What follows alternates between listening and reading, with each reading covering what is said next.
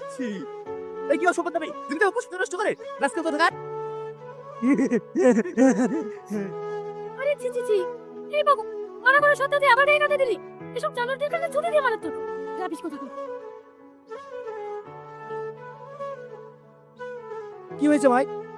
আর বলেন না, এই পাগলটা কাদা ছুড়ে আমার পোশাকটা নষ্ট করে দিল। এই স্যার গায়ে কাদা দিলি কেন?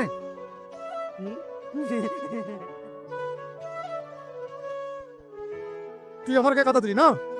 হ্যাঁ, তোকে শেষ করবো স্যার।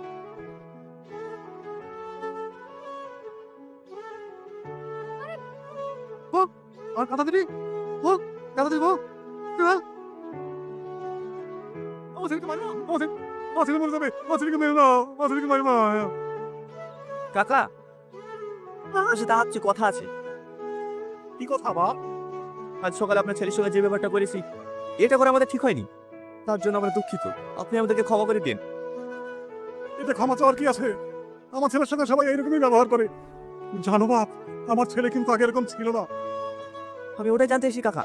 আজ সকালে আমার স্ত্রীকে আপনি কি বলতে যাচ্ছিলেন? না না, আমি ও কথা বলতে পারবো না। আমি চাইনি তোমাদের স্বামী স্ত্রীর মধ্যে ঝামেলা হোক।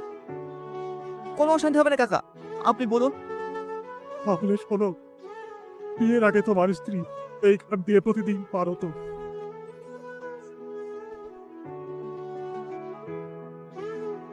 আমি আসছি। কি রে সাধু করে আসতে পারলি, আর এই আসতে পারছি নি, ঘোড়া থেকে ঘোড়া আসলে কি এই তুই বকিস নি তো। তুমি চলে আসলি যে? আমি তো তোমাকে নিয়ে আসতাম। ওটা বাদ কি দেখেছো, স্কুল যাওয়ার টাইম হয়ে যাচ্ছে না। তাই তো গো, শুধু মাথার উপর। চলো চলো, সাবধানে